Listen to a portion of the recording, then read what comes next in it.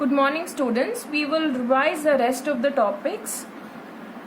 Next, moving on to transport across the membrane by osmosis. The movement of water molecules through a selectively permeable membrane along the concentration gradient. So, there is a movement of water molecules through a selectively permeable membrane means it allows only certain molecules to pass through along the concentration gradient. It means the movement of molecule will take place from higher concentration to a region of lower concentration. Students, remember the major difference between osmosis and diffusion is osmosis involves only the solvent molecules or the water molecules, whereas diffusion involves solid, liquid and gas molecules.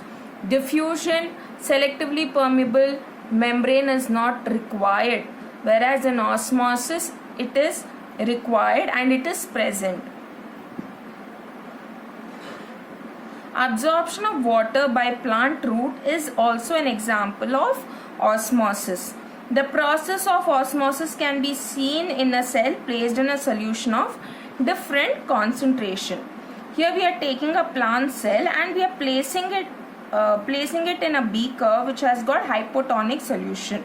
Now what do I mean by hypotonic solution? The concentration of the water is more, whereas the concentration of solute is less. So when I place the cell in a hypotonic solution, what will happen? The water from the outside environment will move inside the cell because the concentration of water inside the cell is less. So end osmosis will take place, means water will move inside, and this cell now which is filled with water is known as turgid cell. Isotonic solution, when the concentration of the external solution and within the cell or the water molecule, the number of water molecules are same, then the movement will not happen. Next, moving on to hypertonic solution. Here what happens is the concentration of solute is more and the concentration of water is less in a hypertonic solution. So what will happen? The water will move from inside to outside.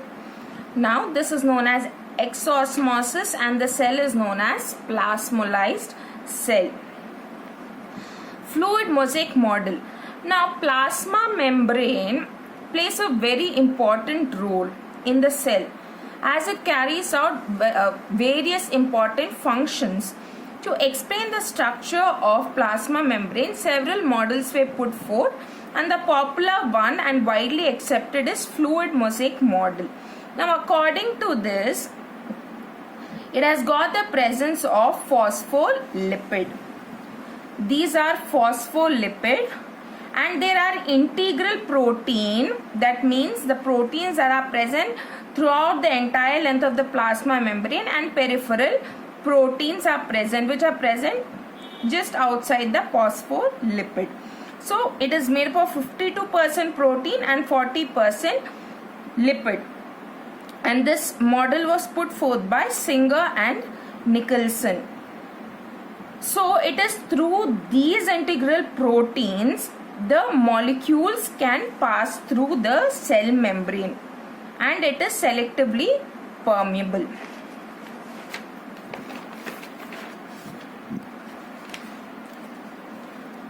Next, moving on to cell wall. It is a tough non-living covering outside the plasma membrane. It is found in plant and fungal cell. In plant, the cell wall is made up of cellulose, whereas in fungal cell, it is made up of chitin. It is freely permeable. It is mainly made up of cellulose. Cell wall. The cell wall of a young plant, the primary wall is capable of growth which gradually diminishes as the cell matures, and the secondary wall is formed on the inner side of the cell. So when a plant is young, a primary wall is formed, and slowly as it matures, the secondary wall is formed inner to the primary wall. Suppose this is a primary wall, inner to that secondary wall is formed, and the middle lamella is a layer made up of calcium pectate which holds or glues the different neighboring cells together. So outside this there is calcium pectate and it holds the cells together. Functions of cell wall: it permits the cells of plant, fungi and bacteria to withstand hypotonic solution. The cell should not burst. Okay, to control this, plant cell has got the presence of cell wall. It has narrow pores called pits. So the cell wall has got the presence of tiny holes called as pits. Through them, fine strands of cytoplasm or cytoplasmic bridges called plasmodesmata are able to cross the cell wall. So these cytoplasmic strands are able to connect to each other or the neighboring cell by means of these pores, and through these pores we see cytoplasmic strand and it's called as plasmodesmata. So plant cell interact with each other through these cytoplasmic channels.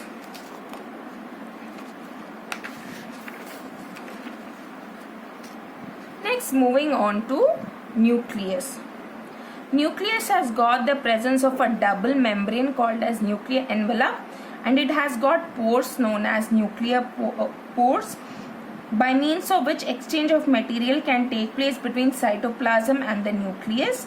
There is nucleolus that synthesizes ribosome. There is chromatin network.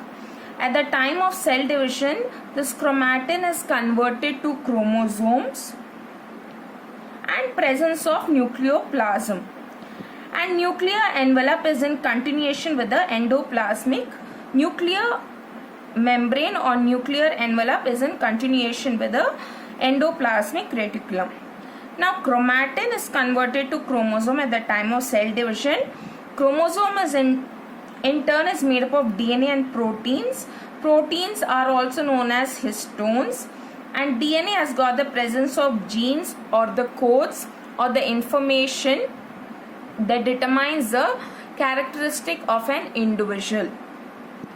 Functions of nucleus: it helps in cellular reproduction, cell development and maturity, transmission of hereditary traits, controls metabolic activities. Nucleoid: the nuclear region of the cell is poorly defined because of the absence of nuclear envelope. So in bacteria or in prokaryotes, there is absence of nuclear membrane or nuclear envelope. So nuclear region in these organisms contains only nucleic acid. Organisms whose cell lacks a nuclear membrane are called prokaryotes, and they lack membrane bound organelles. They do have the presence of ribosome. So this is the structure of bacteria. It has got mesosome. The plasma membrane is folded inwards to form a structure called mesosome. It has got respiratory enzymes over here that helps in the process of respiration, and presence of nucleoid. There is cytoplasm, cell wall, and it has got the presence of ribosome, flagella. Flagella helps in the movement, and fimbriae helps to adhere to a surface, and cell wall is made up of peptidoglycan.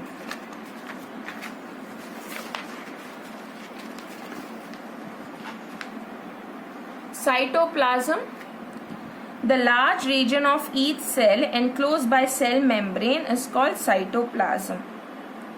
It is a fluid content present inside the plasma membrane. It contains many specialized cell organelles. So cell organelles are present within the cytoplasm. Functions: it helps in the exchange of material between cell organelles. It also acts as a storehouse of vital molecule. Vital molecule means important molecules such as amino acid, glucose, vitamin, iron, etc. It also acts as a site for various metabolic activities. When I say metabolic activities, it is nothing but the various reaction that I am talking about. So rest of the topics we will continue in the next class.